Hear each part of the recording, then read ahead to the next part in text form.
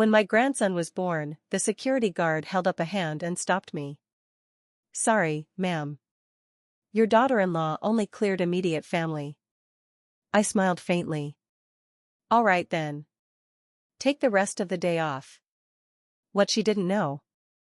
I owned the hospital she was trying to gatekeep, a gift left to me through an $8 million inheritance she could only dream of. I'm so glad you're here. Stick with me to the end, and tell me in the comments where you're watching from. I'd love to see how far my story travels.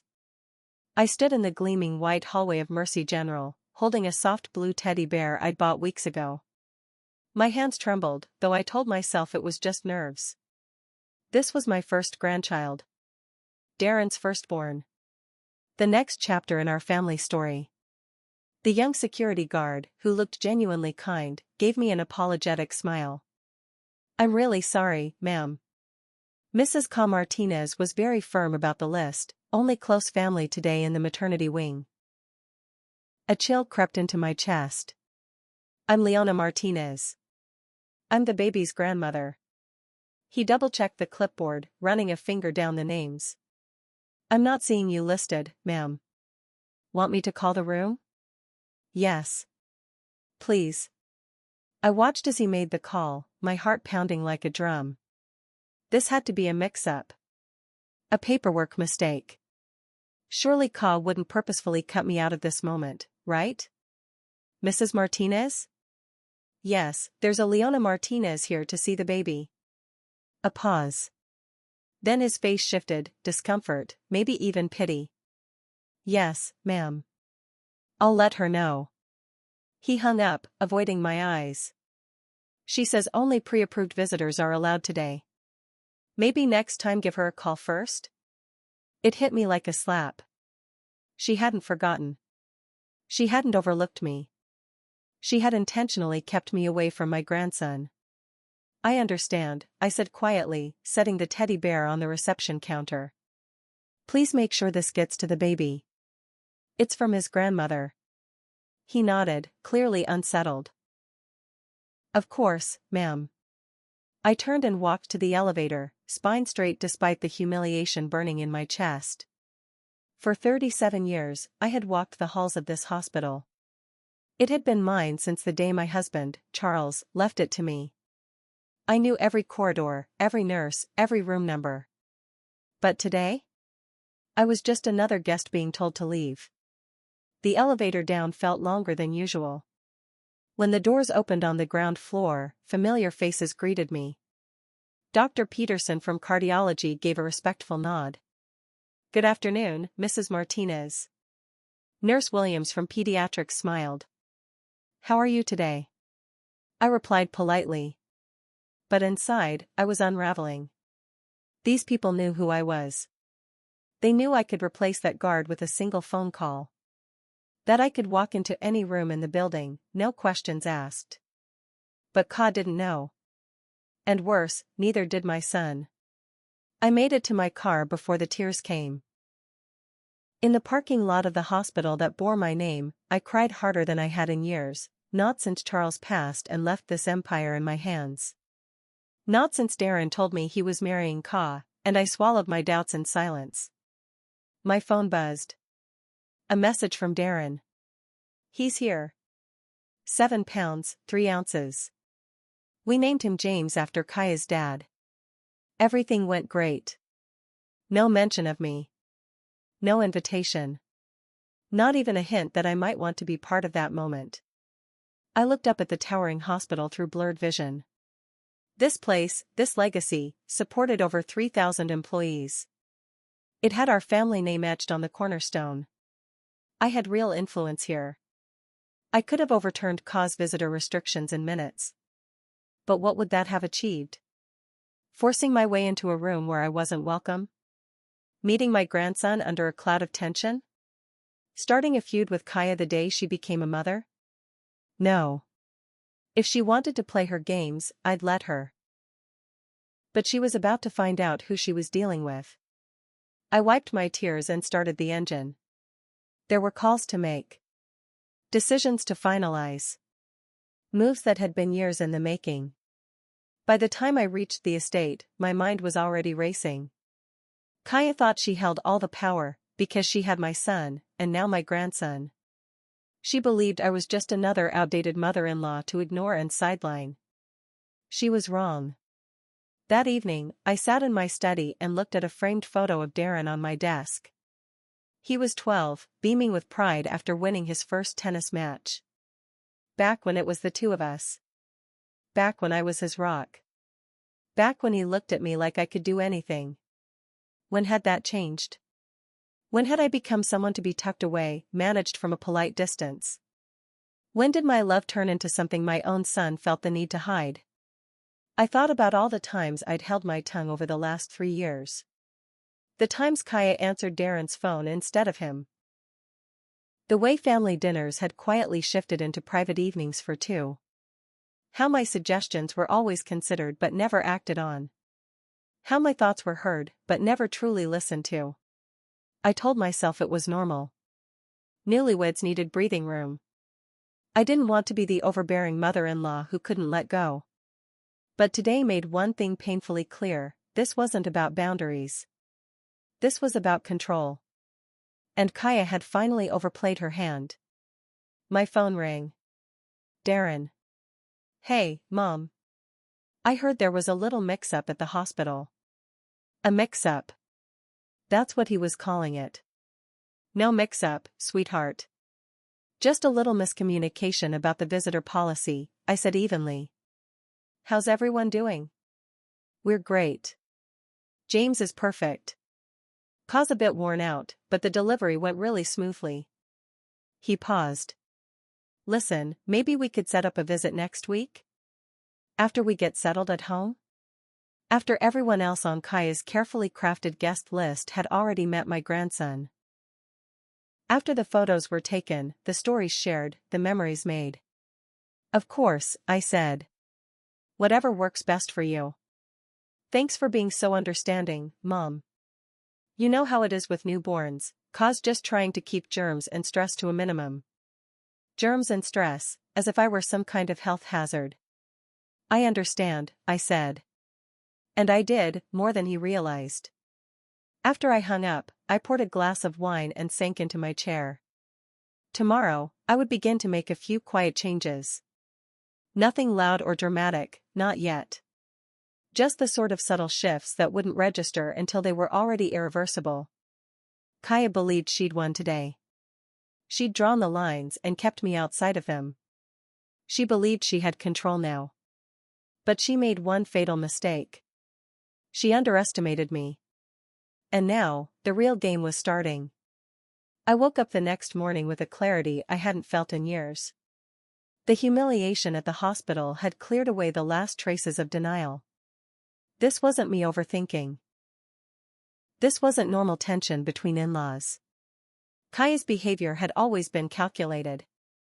I sat with my coffee at the kitchen table and forced myself to look back, really look, at the past 3 years, without excuses, without sugarcoating.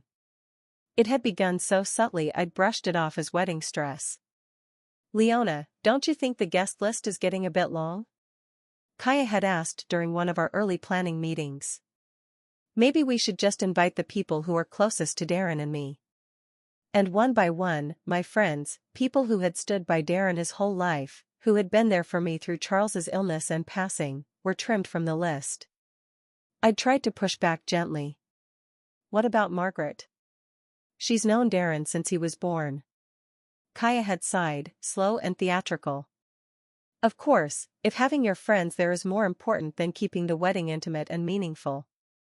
Delivered with guilt and precision. I'd folded instantly. I didn't want to be difficult. I wanted to start off on the right foot. Then came the honeymoon. 2 weeks in Europe, a trip I'd offered to help pay for. Somehow it turned into 3. Then 4. Darren missed work meetings. Cancelled family dinners. We're having the best time, he'd said in one of our rushed phone calls.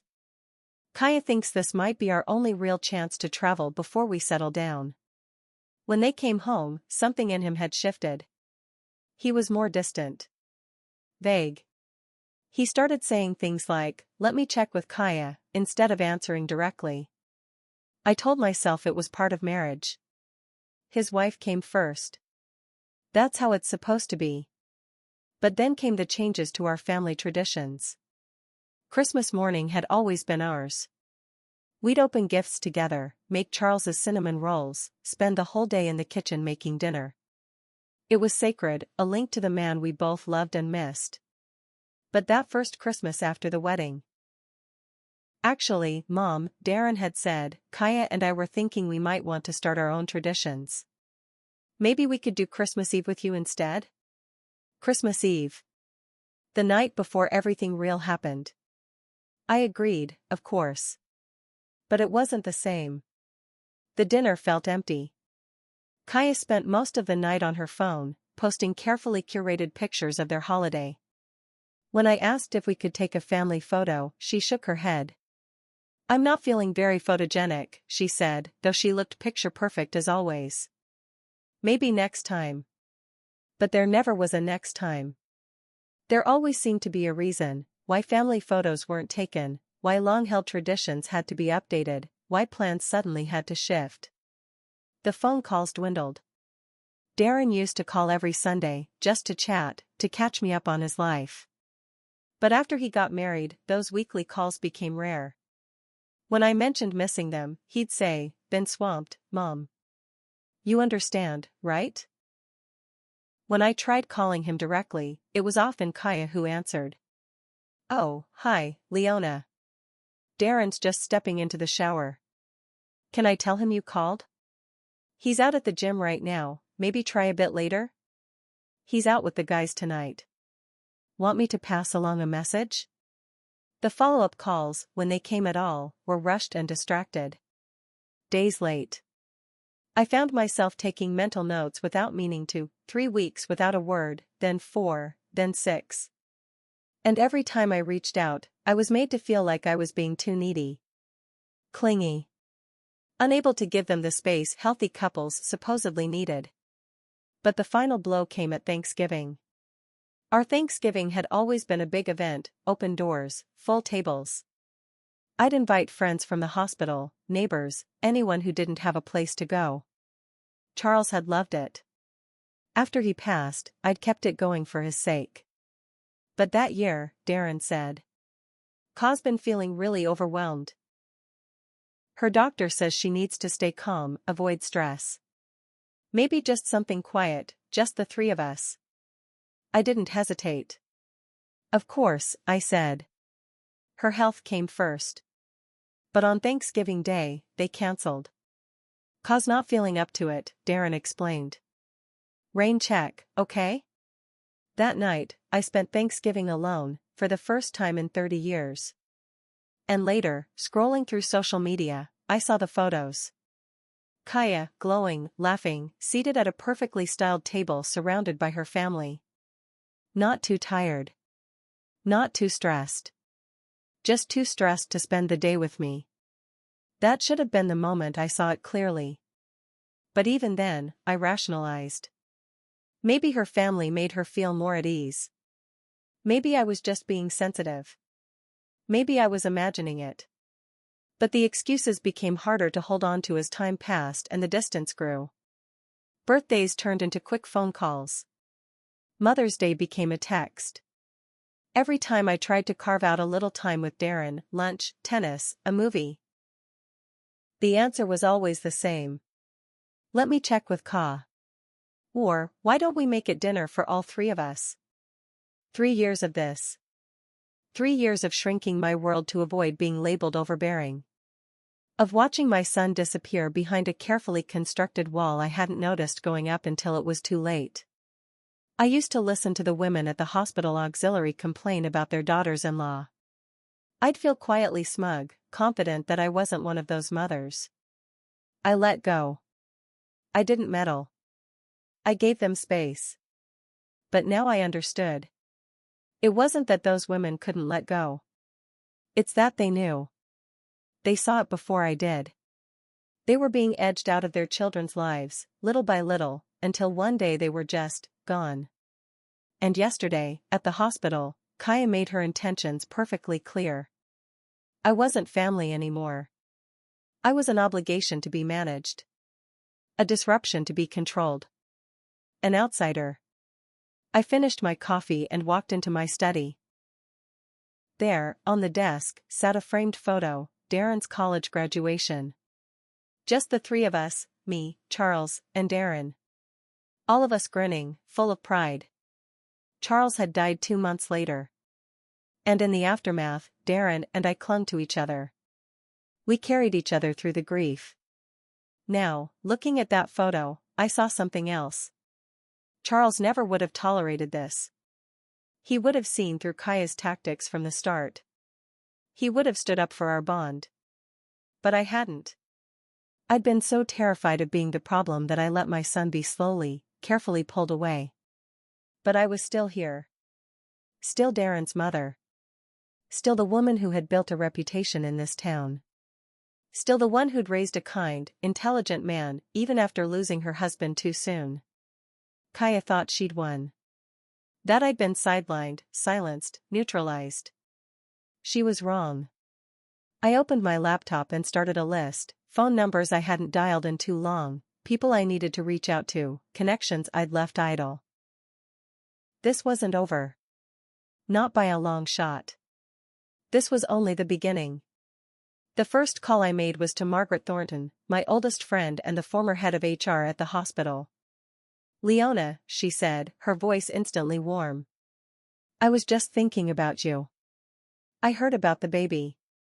How are you holding up?" "That's actually why I'm calling," I said. "I need a favor." "For you?" "Anything." I chose my words with care. "I need some background information on Kaya, discreetly. Her family, education, employment history, anything you can find." There was a pause. Margaret didn't need details. She knew how to read between the lines. "What sort of concerns are we talking about?" "The kind that could impact my grandson's future," I said. Margaret didn't miss a beat. "Give me 48 hours. My second call was to Dr. Patricia Reeves, my personal physician and a friend since med school. Patricia was direct, sometimes painfully so. "Patricia," I said, "I need to ask you something, confidentially." "Shoot. What do you know about Kaya Martinez?" "Your daughter-in-law?" "Yes." "Not much. She's not my patient." "Why?" "She's been using health issues as a reason to limit contact. Yesterday she said she couldn't handle visitors, that stress is dangerous for her. It's the reason I wasn't allowed to meet my grandson." There was a long pause. "Leona," she said carefully, "you know I can't share anyone's medical records. Even if I had them. But I can say that if there were legitimate health concerns that required serious stress management, I'd have heard something. And I haven't." That was all I needed. Because in this town, word travels fast, especially among doctors. If Kaya had any real condition, Patricia would have known. And now, the pieces were starting to come together. My third call was to James Morrison, the private investigator I'd worked with on a few sensitive matters in the past. He wasn't cheap, but he was meticulous and, more importantly, discreet. "Mrs. Martinez," he answered smoothly. "Been a while. What can I do for you?" "I need a full background report. Financials, employment records, social media activity, references. Everything you can find within legal bounds." He didn't even blink. "Who's the subject?" "My daughter-in-law." James didn't press for details. He'd been in the business long enough to know that family conflicts weren't uncommon, especially when wealth was involved. "I'll need her full name, date of birth, and anything else you've got." I gave him what little information I had. Kaya had always been vague when it came to her past, and I'd been too polite to dig. Another oversight I now deeply regretted. "How thorough do you want this to be?" he asked. "Leave nothing out," I said. "I want to know who she really is." While I waited for his findings, I decided to start doing some digging of my own. I began with social media, something I'd mostly avoided over the years, but now felt necessary. Kaya's Instagram looked like a glossy lifestyle magazine, artfully plated meals, high-end fashion, luxury hotels, tropical destinations. But as I scrolled through 3 years of curated posts, certain patterns started to emerge. All the lavish details, the designer bags, the overseas vacations, the high-end dining, they all began after she started dating Darren. Before him, her life looked entirely different: modest apartments, budget-friendly eateries, late-night posts complaining about work. The contrast was striking. And telling. There was something else that stood out. In 3 years of posts, not a single image of me. Not one. Even at events where I'd been present, her photos were framed to cut me out. At their engagement party, a night I'd helped plan and where I gave a heartfelt toast, she posted dozens of smiling snapshots. You'd never know I was even there. This wasn't just casual editing. It felt intentional. A slow, quiet erasure. Margaret called back the next day, faster than I expected. "Leona," she said. "We need to talk. Can you meet me at the club?" We met at the country club we'd both belonged to for over 20 years. She'd reserved a quiet corner in the private dining area, no chance of being overheard. "What did you find?" I asked as soon as we sat down. Margaret pulled out a slim folder and flipped it open. She was going by her maiden name, Ka Rodriguez, until the wedding. Worked retail for several years. 2 years at Nordstrom, before that Macy's for about 8 months, and a handful of short-term roles before that. What about her education? Margaret's expression shifted slightly. Here's where things get murky. She claims to have a marketing degree from State University on her LinkedIn and socials. I had a friend in their alumni office run a check. And? There's no record of a Kaya Rodriguez graduating in marketing. In fact, no degree at all under her name. I felt my stomach knot. "Tell me about her family," I said. "They live across town. Small apartment. Her father picks up construction jobs when he can. Her mother does house cleaning. From what I hear, they're decent people, but definitely not from the upper-class background she suggested to Darren." Margaret turned another page. "This next part is concerning. I spoke to a few of her former supervisors. They described a recurring pattern. Kaya was known for striking up relationships with wealthy, older customers, mostly women. There was a particular incident at Nordstrom involving a customer who claimed Kaya somehow accessed her personal details and used them to forge a friendship. Management had to step in." My hand started to tremble. "What kind of intervention?" "The quiet kind," Margaret said. "Officially, she resigned. But off the record, it sounded like they were about to fire her. The manager didn't spell everything out, but the implication was clear: Kaya was targeting women with money, and using charm to get close. I thought back to all those times she complimented my jewelry, my clothes, my taste. How curious she was about our hospital board, our estate planning, our family finances. I'd assumed she was trying to bond. Now I wondered if she'd been gathering intel. "There's more," Margaret added. "I spoke to a few people in the social work community. Kaya's name came up in connection with an elderly woman, Mrs. Chen. She passed away about 6 months before Kaya started seeing Darren." "What kind of connection are we talking about?"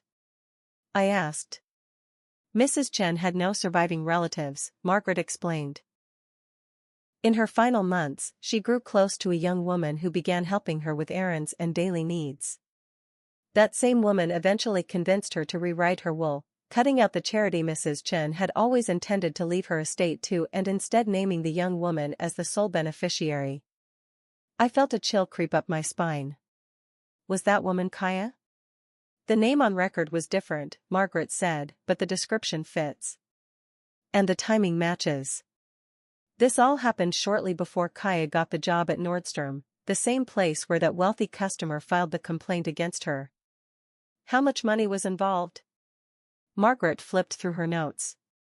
"Around $40,000. Not life-changing wealth, but enough to make a difference, especially to someone who knows how to stretch it. $40,000. Enough for a wardrobe overhaul, a new apartment, an upgraded lifestyle, just enough to play the part of someone who would catch the attention of a man like Darren. Margaret, I said carefully, this stays between us for now. Of course, she replied. But Leona, if your instincts are right, Kaya isn't just a gold digger. She's a pro. I drove home in a haze of clarity and dread. It all clicked now, the sudden elegance, the curated charm, the vanishing past. Kaya hadn't fallen for Darren. She'd targeted him. She'd done her homework, learned everything she could about our family's wealth, and positioned herself perfectly. This wasn't love. It was strategy. And her campaign to cut me off? That wasn't emotional fallout, it was tactical. I was the one obstacle between her and full control over Darren's future, and the family fortune. That evening, James Morrison called. "Mrs. Martinez," he said, "I pulled together some early intel, and it's interesting." "What have you found?"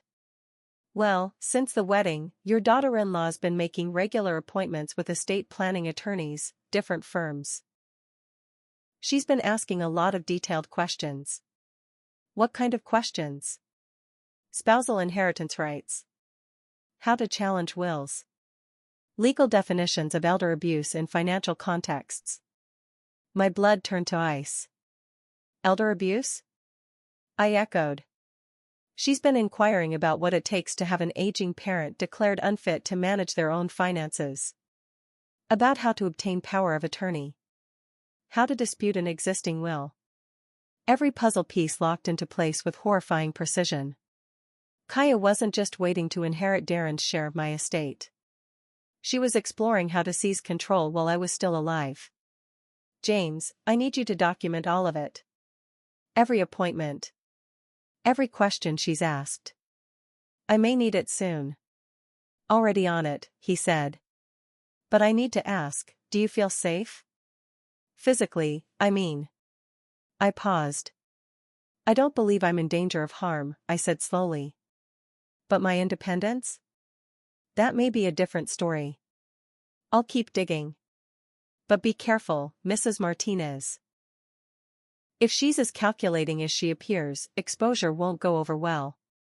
After I hung up, I sat in my study and stared at the gallery of framed family photos lining the walls, 3 generations of loyalty, love, and legacy. Kaya had walked into our story like a virus. Quiet, deliberate, invasive. She hadn't stumbled into this family, she had infiltrated it. She'd studied us, learned our blind spots, my eagerness to be a good mother-in-law, Darren's desire to make his wife happy, our family's natural tendency to avoid conflict. But she'd underestimated one thing, she mistook my age for weakness. She was about to learn that being older doesn't mean being powerless. And in our family, underestimating the matriarch came with consequences. Now that I had clarity, it was time to act. Not with confrontation, that would only drive Darren deeper into her orbit. She'd already laid the groundwork to paint me as possessive, overbearing, unstable. I couldn't walk into that trap. Instead, I would let her hang herself with her own rope. Step 1: Fortify the future. I called my longtime attorney, Robert Chambers, and scheduled a meeting. "Robert," I said as I walked into his office, "we need to make some urgent changes to my estate plan." He knew me well, and understood my tone. "What kind of changes?" "I want to set up a trust for my grandson, one with specific terms and oversight. And I need to restructure Darren's inheritance."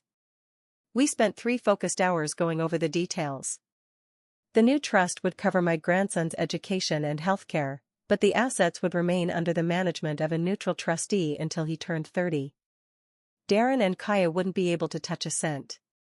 For Darren's share, I established a similar setup.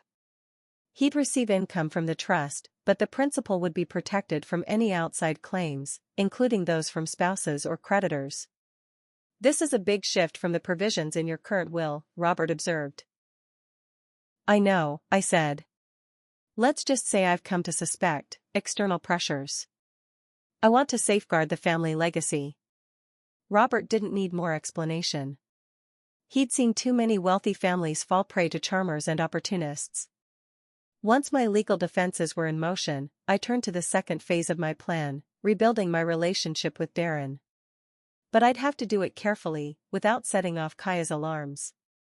I knew I had to be patient, deliberate, careful, and above all, non-threatening. So I began with small gestures. Not grand or costly gifts that could be misconstrued as guilt-driven bribes, but meaningful, personal tokens. A hand-knit blanket from the same woman who once crafted Darren's baby clothes. A silver rattle that had belonged to my grandfather, passed down through generations. Things steeped in family history, impossible to return without making a statement. Each item came with a short, heartfelt note.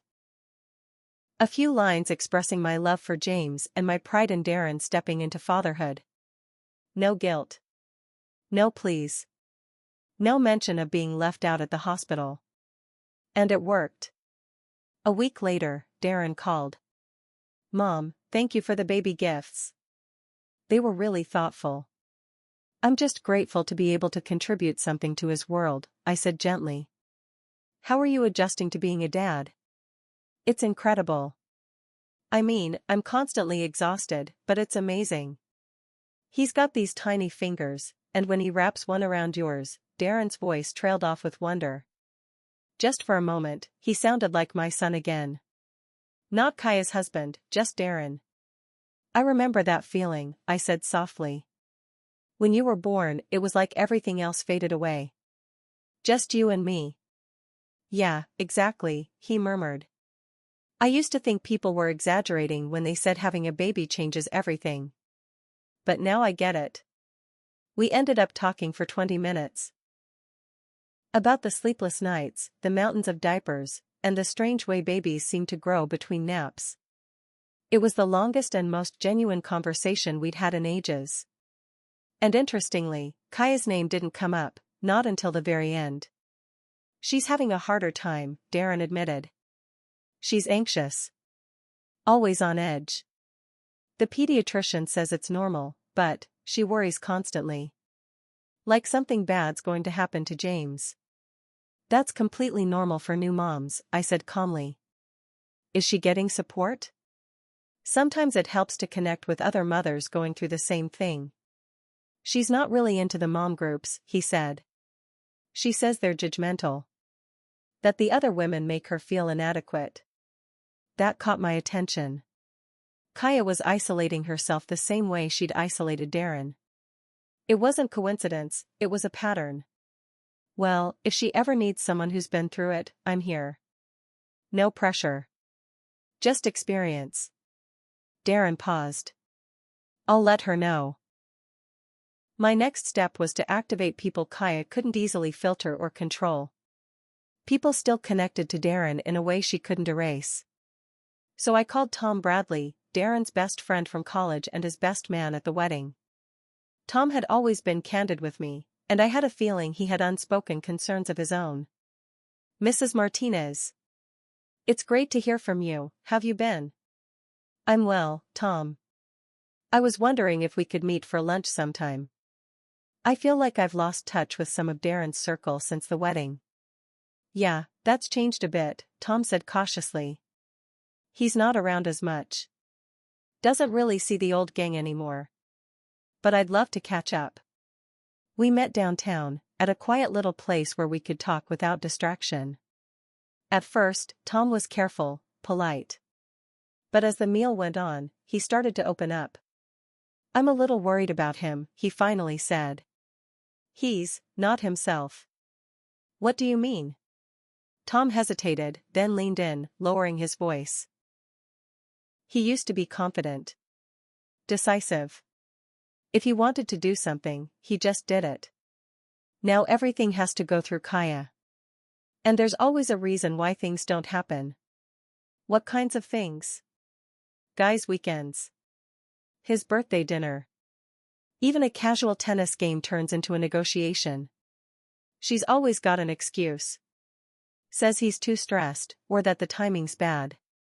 Tom paused, then added, "And then there's the money. Darren used to be generous, sure, but not reckless. Now she's constantly talking about upgrades, a bigger house, designer stuff, fancy trips. It's always, wouldn't it be nice if, but it's never subtle. This matched exactly what I'd come to suspect. Kaya was ramping up her lifestyle now that motherhood had given her a firmer grip on Darren. Has he said anything about her background? I asked gently. Another weird thing, Tom said. She's told him all these stories, fancy private schools, childhood vacations in Europe. But at the wedding, her parents didn't really fit that narrative. Nice people, but definitely not wealthy. Tom was more perceptive than I'd given him credit for. And best of all, his doubts had nothing to do with me, they were independent, unprovoked. Tom, can I ask you a favor? If Darren ever needs someone to talk to, someone who really has his back, would you be there? Of course. But honestly, he'd never come to me about this. He doesn't even admit there's a problem. Just keep showing up. If anything feels off, especially with his safety or well-being, promise me you'll call. Tom studied me for a long second. You think something's seriously wrong? I think he's in deeper than he realizes. And when he finally sees it clearly, he's going to need people around him who love him for him. My most delicate move came last. I had to find a way to let Darren see Kaya's true nature, without it looking like I'd pulled any strings. I needed to let reality do the revealing. So I created an opportunity. I made a significant donation to the children's hospital where Darren volunteers and suggested he be honored at their annual gala. We'd love to celebrate him, the event director told me warmly. He's done so much for us. We'd love the whole family to attend. Your mother mentioned how proud she is of your service. I knew Kaya would hate it. An event she couldn't control. A guest list she couldn't curate. The kind of gathering where people might ask questions, or compare stories. She made her move. Mom, Darren said over the phone a few days later, we're going to have to skip the gala. James has been fussy, and Kaya doesn't think she can handle being out that long. Of course, I said. The baby comes first. The hospital will understand. Maybe next year. But I knew what had really happened. Kaya had invented a reason to skip the event, to avoid scrutiny. 2 days later, my suspicions were confirmed. Dr. Sarah Chan, James's pediatrician, and a longtime family friend, called me. Leona, I hope you don't mind me reaching out, she said. I just wanted to see how you're doing in your new role as a grandmother. Oh, it's wonderful, I said. Though I haven't gotten to see much of James yet. There was a pause. Sarah hesitated, and I could feel it coming. That's actually why I'm reaching out. Kaya brought James in yesterday, claiming it was an emergency. She was certain he had a fever and was struggling to breathe. Was anything actually wrong? He was perfectly healthy, normal temperature, clear lungs, hitting all the expected developmental milestones.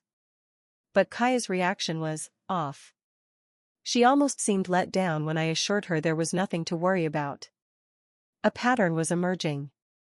Kaya was using fabricated medical worries as a way to assert control, to manipulate circumstances and people. The so-called emergency that kept them from attending the gala wasn't real. She had invented it. Sarah, I asked carefully, if any actual health concerns ever come up with James, would you let me know? As his grandmother, I'd really want to be informed. Of course, Leona, she said. And for what it's worth, trust your instincts. I've dealt with hundreds of new parents. I can tell when it's normal postpartum anxiety and when it's not. That evening, I sat in my study, updating my log of Kaya's behavior. I'd been documenting everything, every odd interaction, every suspicious move. Not just for my peace of mind, but in case things escalated. If this turned into a legal battle, I'd need concrete evidence of her manipulations. And the cracks were starting to show. She was becoming sloppy, making mistakes, acting bolder as her confidence grew. The more control she believed she had over Darren, the more careless she became. That week, James Morrison, my private investigator, called with his regular update. "Mrs. Martinez," he said, "things are ramping up. She's met with 3 different estate lawyers this week." "What's she asking about?" "She's getting very specific, questions about how to challenge someone's mental fitness. What kind of behavior could be used as evidence of cognitive decline, what sort of medical documentation would support it." My breath caught. "She's laying the groundwork for a competency challenge, isn't she?" "Yes, ma'am. She's building a case to have you declared unfit, which would give Darren access to your assets under her influence." It was all fitting together. A long-term scheme, carefully calculated. If I hadn't started digging, she might have succeeded. But I was ready now. I had information. I had proof. It was time to stop playing defense. The next phase of this war for my family was about to begin. The breakthrough came unexpectedly. 3 weeks after the fabricated medical scare, Darren called me on a quiet Tuesday afternoon. His voice had that tight, uncertain edge I hadn't heard since he was a teenager. "Mom, can I ask you something?" "It's about Dad's medical records." My heart skipped a beat. Darren rarely brought up his father's illness. Charles had passed from complications related to diabetes, but his cognitive health had never been in question. "Of course, sweetheart. What do you need to know?" "Ka's been asking a lot of questions. About Dad's health. She wants to know if diabetes is hereditary, and whether he ever had any signs of mental decline. Like, if there were moments near the end when his judgment seemed off." A chill ran down my spine. This was exactly what Morrison had warned me about. Kaya was trying to weave a narrative, a family history of cognitive instability, to use against me later. "Why is she asking all this now?" Darren hesitated. "She says she's just worried about James. Wants to know what might run in the family, health-wise."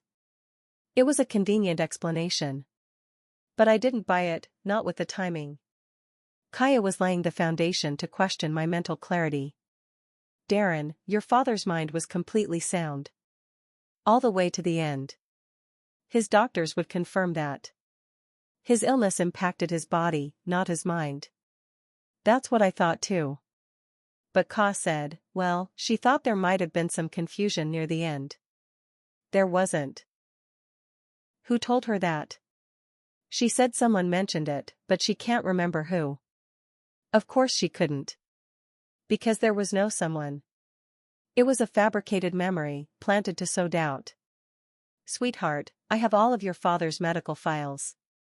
If Ka is truly concerned about family health issues, I'd be happy to pass the relevant details along to James's pediatrician. That would actually help a lot." Dr. Chen mentioned wanting a full family medical history. That surprised me, but in a good way. It gave me a perfect opportunity to cut Kaya out of the equation. Why don't I just call Dr. Chen directly? I can make sure she has accurate, complete information for James's records. Would you? That'd take a lot of pressure off Ka. She's been really stressed about getting everything documented. I called Dr. Chen the next morning. And what she told me was even more telling. "Actually, Leona," she said, "I never requested a full family history from Kaya. She volunteered to put something together, but when I told her we already had all the necessary info, she didn't seem relieved, she seemed disappointed." Yet another lie exposed. Kaya wasn't collecting medical details out of concern for James, she was building a case against me. "Dr. Chen," I said, "if there's ever a real need for background medical information, would you please reach out to me directly? I want to make sure what's documented is factual." "Absolutely," she replied. "I appreciate you saying that. I'll make a note of that in his chart."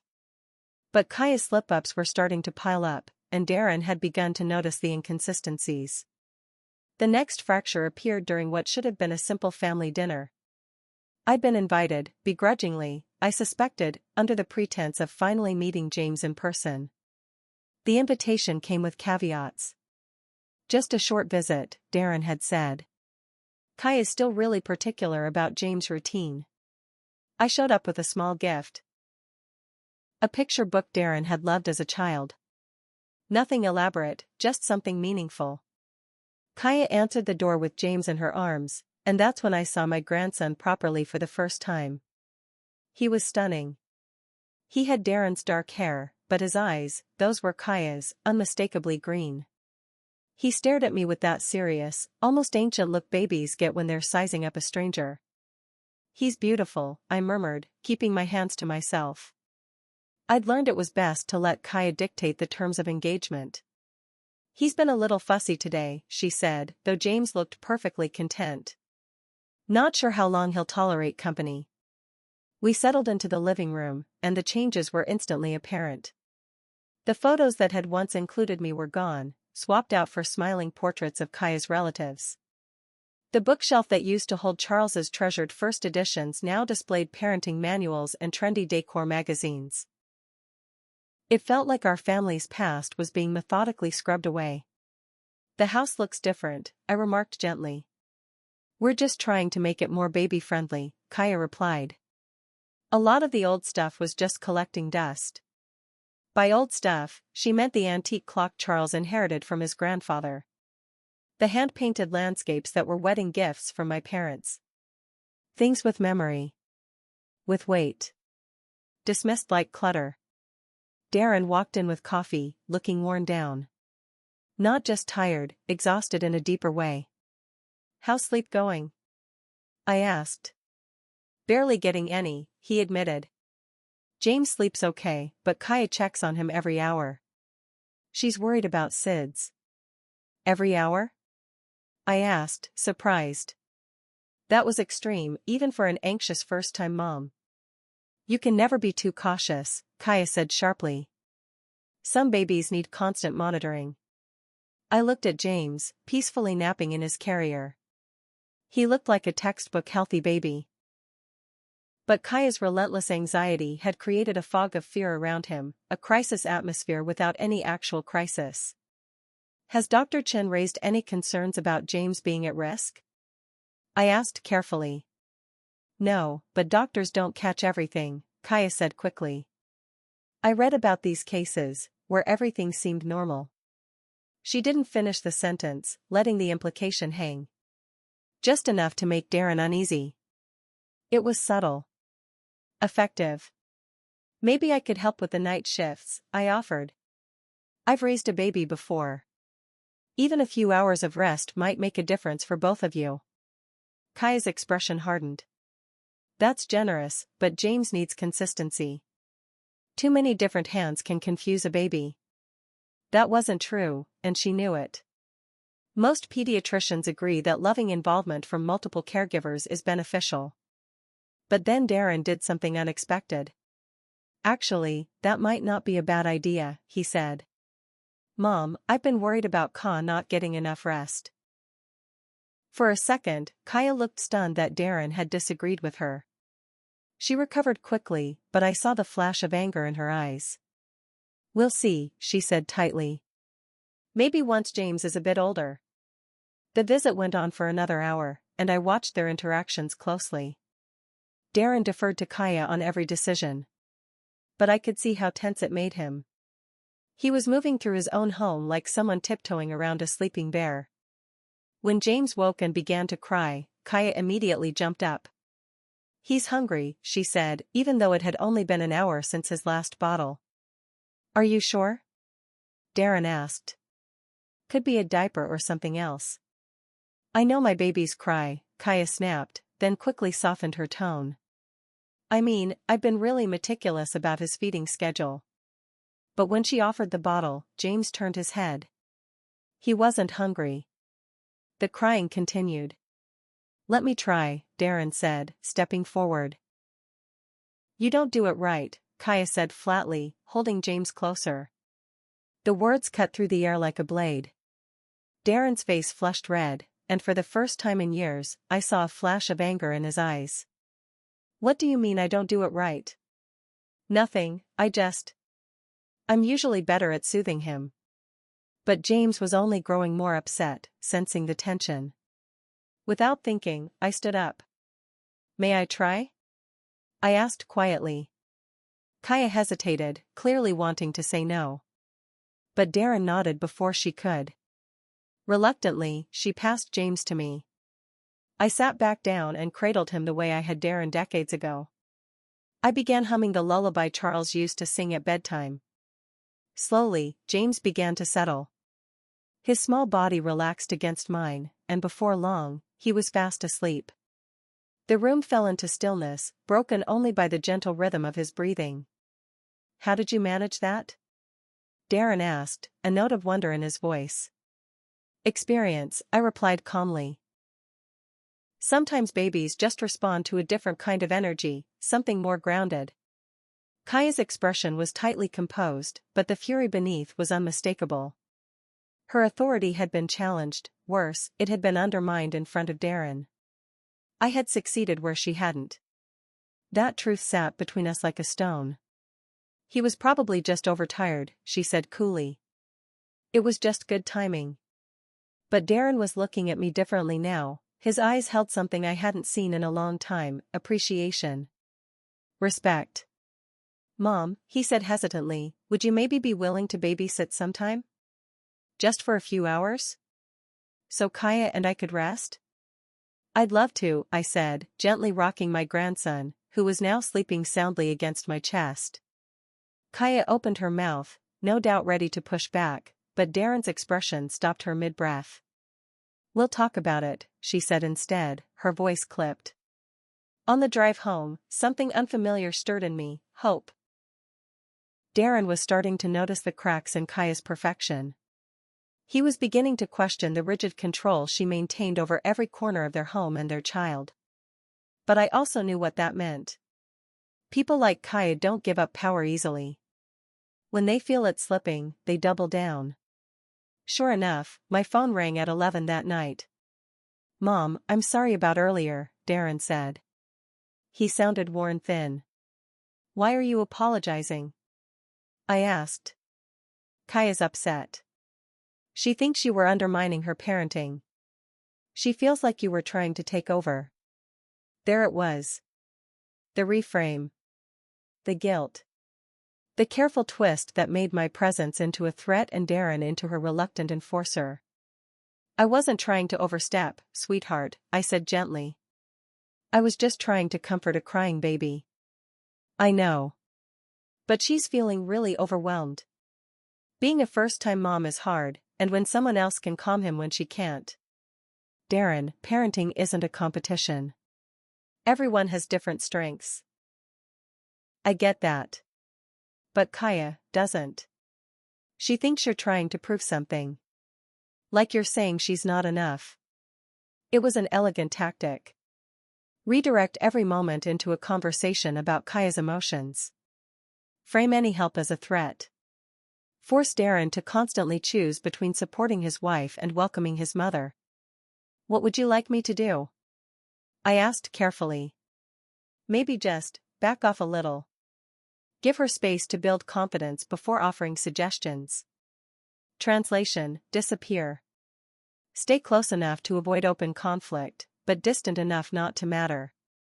"Of course," I said. "I just want what's best for all of you." But as I ended the call, something had shifted, something important. Darren had seen Kaya falter. He'd heard her speak sharply, seen her make a wrong call. And he'd watched me succeed in a moment when she couldn't. The image she'd so carefully crafted was starting to crack. 2 weeks later, Kaya made a critical error. Overconfident and feeling cornered, she reached out without Darren's knowledge. "Leona," she said over the phone, her voice brisk and formal. "We need to talk. Can you meet me for lunch today?" I agreed, intrigued. I wanted to see what she was planning. We met at a high-end restaurant downtown, exactly the kind of place Kaya liked to be seen. She arrived 15 minutes late. A calculated delay, a silent message: I control the tempo. "Thank you for coming," she said, slipping into the seat across from me like a woman who thought she held all the power. "I wanted to talk about some concerns I have regarding your involvement with Darren and James." "What sort of concerns?" I asked, keeping my tone neutral. She pulled out her phone, opening a notes app like she was preparing for a board meeting. "I've been doing some reading about family systems and boundaries," she began. "And I think it would help everyone if we established a few expectations moving forward." The audacity was stunning. She was about to hand me a policy manual for interacting with my own family. What kind of expectations? Well, for starters, we'd prefer if visits were pre-scheduled and limited to once a month.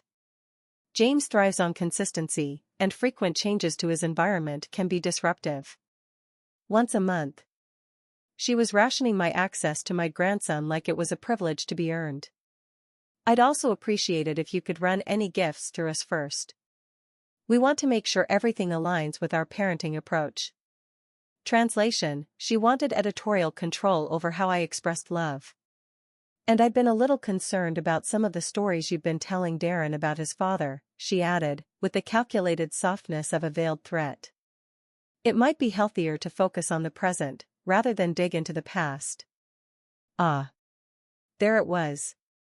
She wasn't just trying to control the future of our family, she wanted to rewrite its history.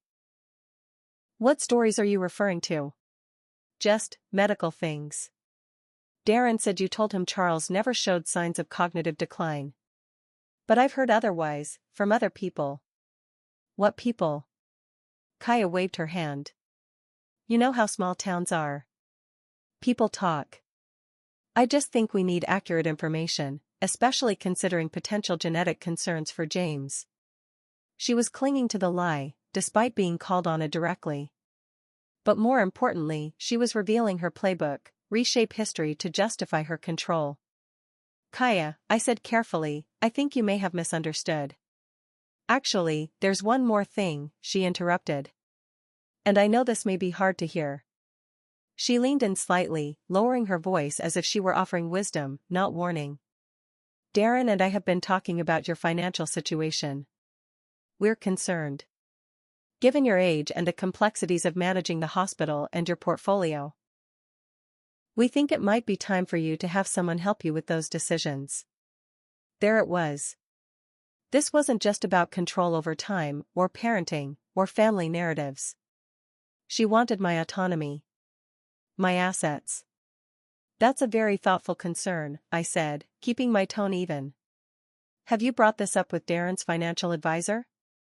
"Well, no," she said carefully, "but we just think it might be better to involve someone more familiar with our family dynamics. Someone who could help coordinate your needs with ours." Translation: someone she could manipulate. Someone who'd protect her interests, not mine. I'd heard enough. The performance was over. "Kaya," I said evenly, "I appreciate your concern. But before we go any further, there are a few things you should probably be aware of." I reached into my bag and pulled out a folder I'd prepared specifically for this meeting. First, about Charles's health. These are his full medical records from the last 5 years of his life. If you look through them, you'll notice there's no indication of cognitive decline or any form of mental deterioration. His physicians consistently noted that he was lucid, mentally sharp, and fully capable of making major decisions until the end. Kaya's confident expression flickered, but she quickly masked it. Second, regarding your assumptions about my financial abilities. I think you may be underestimating me. I pulled out another set of papers. These are the most recent quarterly summaries from the hospital board. Under my leadership, we've expanded to 3 new locations, increased our funding reserves by 40%, and maintained the top patient satisfaction scores in the state. I currently serve on 2 other medical boards and chair the Regional Healthcare Planning Council. Kaya's face was losing color by the second. But I wasn't done. And third, about your so-called research on family boundaries, I've done some research of my own. I placed a photo on the table. It showed her walking out of a well-known elder law attorney's office, someone who specializes in estate manipulation and mental competency disputes. This was taken last Tuesday, I said. I've confirmed you spent 2 hours discussing strategies for contesting mental fitness and acquiring power of attorney over aging relatives. Kaya stared at the image, momentarily speechless. I also have records of your appointments with 3 other lawyers. I know about your efforts to collect private medical information that could support a false claim of incompetence. I know what you've been doing. I leaned in, my voice quiet but sharp as glass. Did you really think I wouldn't catch on? That I was too naive or too old to see it coming? Her voice trembled as she tried to push back. I'm not sure what you think. I know about Mrs. Chen, I interrupted, calmly. The effect was instant. Her face went ghostly white, and her hand shook as she reached for her glass. I know about the change to her will. I know about the $40,000. I know about your pattern, targeting older individuals, isolating them, coercing trust, and extracting financial gain. Kaya said nothing. Her eyes were fixed on the table. I also know about your fake credentials. Your real work history. Your family's actual financial situation. The facade is impressive, but I've seen behind it. I let the silence stretch a beat before continuing. I'm also aware of your unauthorized visits to James's pediatrician. The lies you told about family medical history. And the attempts to engineer health concerns to manipulate Darren. I calmly gathered the papers and slid them back into the folder. So here's what's going to happen. You're going to stop fabricating stories about Charles. You're going to stop gatekeeping access to my son and grandson. And whatever plan you had regarding my estate? You're going to walk away from it. She finally looked up, and for the first time I saw it, fear. Real, unguarded fear. And if I don't, she asked quietly. Then I show everything to Darren. All of it. Including the real reason you've been working so hard to push me out of his life. Silence stretched between us like a drawn wire. Then her phone buzzed. She glanced down, and her face drained of what little color remained. What is it? I asked. It's Darren, she whispered. He wants me home. Now. He says we need to talk. I felt a deep, cold satisfaction bloom in my chest. Then you'd better go. As she gathered her things, hands shaking, I added one final thought. Kaya, your biggest mistake was thinking love makes people weak. You saw my kindness and assumed it meant I wouldn't fight back. That was your miscalculation. She didn't respond. She left without another word. I stayed, sipping my coffee and watching the world move by through the restaurant windows. My phone buzzed twice, her number. I let it ring. Whatever storm was brewing at home, she'd have to weather it on her own. Then, finally, Darren called. Mom, he said softly, can you come over? We need to have a conversation, all of us together. Are you certain that's what you want? I'm sure. When I arrived at their home, Darren was in the living room cradling James, while Ka sat across from us, her eyes swollen and red from crying. Mom, please, have a seat, Darren said softly. I've been asking Kaya some questions about things that just haven't been adding up. I took the chair quietly, waiting. She told me about your lunch today, about the research you've been doing. And she confessed to hiding some things from me. Kaya finally spoke, her voice barely audible. I never intended for it to spiral like this. What exactly do you mean by that? Darren's voice was colder and firmer than I'd ever heard. The lawyers, the digging into your mother's finances. I thought, she stammered, if we could gain some control over the family money, we could guarantee James the best possible future. By twisting my father's medical history, by trying to have me declared unfit. Kaya visibly winced. That was never the plan. I just wanted our family to feel safe. Our family includes my mother, Darren said resolutely. She's James's grandmother. The woman who raised me, who built everything we've all benefited from, and you've been trying to tear her down. He stood, still holding James, and sat beside me. Mom, I owe you a huge apology. I let my marriage take precedence over my family, and I allowed someone to manipulate me into hurting the one person who's always stood by me. Tears brimmed in my eyes. You don't have to apologize, Darren. No, I do. I need to say it. You've only ever been loving and supportive. When Dad died, you held us all together. Whenever I needed help, college, my career, you were there. And I let someone convince me your love was something else, something toxic. He glanced at Ka, who was quietly crying. I think we both need some time apart to figure out what we truly want from this marriage. Darren, please, Kaya whispered. We can fix this. I can change. I don't know if you can, he replied sadly. And I don't know if I can trust that you'll try. Then he turned back to me. Mom, would it be okay if James and I stayed with you for a while? Just until I figure out what's next. I looked at my son, a man raised with honesty and kindness, who'd lost his way but was finding strength again. Then at my grandson, pure and untouched by grown-up troubles, who deserved to be surrounded by true love. You're both always welcome here, I said softly. 3 months later, Darren filed for divorce. Kaya fought it at first, trying to claim assets she never earned, but her lies were exposed. She settled for a modest support payment and limited custody. James took his first steps in my living room, with Darren and me cheering him on. We created new rituals: Sunday morning pancakes, evening strolls around the garden, bedtime stories from Grandpa's favorite chair. Darren dated occasionally, but cautiously. He'd learned to see through manipulation, to value sincerity over charm. I want to find someone who loves both of us, he told me one evening, watching James build with blocks. Someone who sees you as part of our family, not as a threat. And me? I finally felt like myself again.